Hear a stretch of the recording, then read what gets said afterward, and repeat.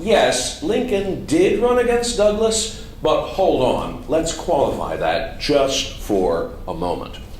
Strictly speaking, what was at stake in 1858 when Lincoln and Douglas are conducting their great debates? Is the senior senator's position from Illinois. Stephen A. Douglas had been United States Senator from Illinois, senior senator, since 1847. And while serving in the Senate and representing Illinois there, he had gone from strength to strength politically. He had become the great go-to man on the floor of the Senate. If you wanted to make something happen, if you wanted to roll a few logs, if you wanted to shake a few hands and scratch a few backs, Stephen A. Douglas was the man to go to. A man of great political influence, power, and control, and above all, chairman of the Senate Committee on the Western Territories. Douglas was up for re-election in 1858, and Lincoln does challenge him, sort of. The reason I say sort of is because in 1858, senators were not elected directly by the people. Representatives to the House of Representatives were elected directly, but by the terms of the Constitution, and in fact until 1912. United States senators were elected by state legislatures, not directly by the people.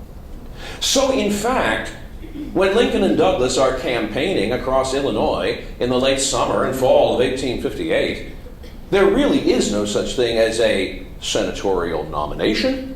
There really is no one voting for Lincoln or Douglas. Lincoln and Douglas's name appear nowhere on any ballot on November 2nd. And yet, in fact, both Republican and Democratic parties in Illinois have made it publicly known that Lincoln is the endorsed favorite of Republicans, Douglas is the endorsed favorite of Democrats. And what will happen on Election Day, November 2nd, 1858, will not, in fact, be people voting either for Lincoln or for Douglas.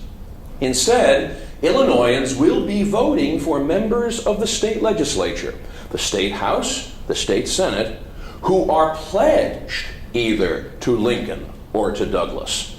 And by that indirect election, the real selection of a United States Senator will not take place until the 3rd of January, 1859, when the new Illinois legislature comes into session to meet for the first time.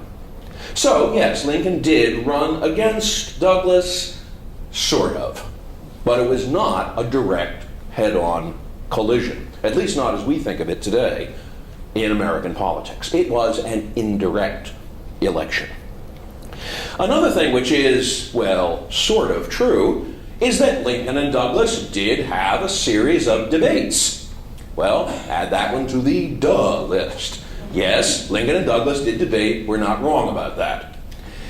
They did have a series of debates, but it was not the idea of either Lincoln or Douglas to hold them.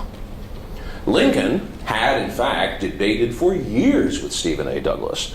They were long-time political opponents, going all the way back to the times when both Lincoln and Douglas were serving in the state legislature in the middle of the 1830s in Illinois. They had been on platforms, they had been on courthouse steps, they had gone hammer and tongs over political issues for years. But on this occasion, neither Lincoln nor Douglas had planned one-on-one debates.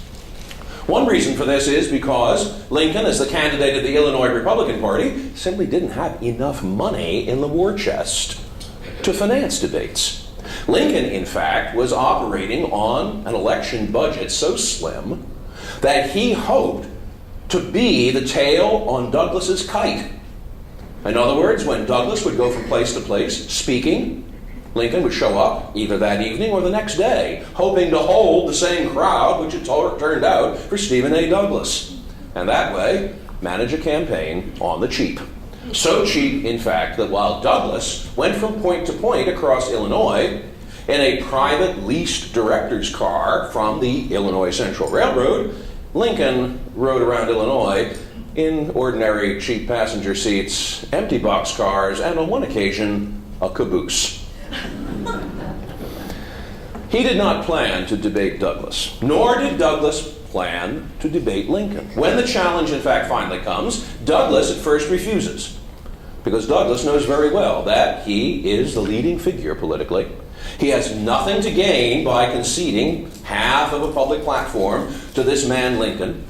And he also knows from hard experience that Lincoln is a formidable debating opponent. Lincoln might look funny. Lincoln might look, in fact, like nothing more than a rough, intelligent farmer, as at least one observer described him.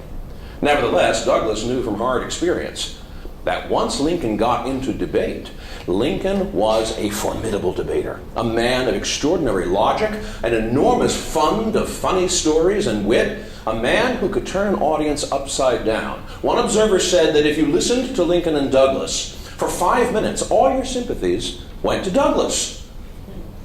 But if you listened to Lincoln for an hour, you never wanted to hear from Stephen A. Douglas again. A master of logic, a prince of cross-examination in a courtroom, Lincoln could take an idea, unfold it, unpackage it, lay it out for everybody so that they could see every detail of it, then put it back together in exactly the pattern he wanted and have everybody barking for it. It was often said of Lincoln that all Lincoln had to do in a courtroom was to stand up and describe the case, and he pretty well halfway won it on those terms. So Douglas did not want to debate this man Lincoln simply on the grounds that he knew he had so little to gain from it. Nor did Lincoln want to debate because of the expense. But both Lincoln and Douglas are not running in a vacuum. Both of them are being managed by state central committees, which have agendas and which also have nerves. And the Republican State Central Committee was getting very nervous several weeks into this campaign when all that Lincoln looked like he was doing was showing up as Stephen Douglas's shadow. It was, therefore, the idea of the Republican State Central Committee and its chairman, Norman B. Judd, that Lincoln should issue a challenge to one-on-one debates to Douglas. The challenge is issued, and, as I said before, Douglas at first refuses. But then Douglas thinks that he cannot afford to look weak. He cannot afford to look afraid. And what's more, Stephen Douglas might have been the little giant. He might have been a great and powerful politician. But he was also a man who could never refuse a gamble. He had a risk-taker's spirit, and this was just one more risk, one more limb that he could not resist shinnying out on. And so Douglas agrees to a series of 7 debates to be held in 7 of the congressional districts of Illinois between the end of August and mid-October of 1858. And of course, Douglas lives to regret it. Which brings me to the third thing that we think we know about Lincoln and Douglas, and that is, yes, Lincoln did lose the senatorial election in 1858.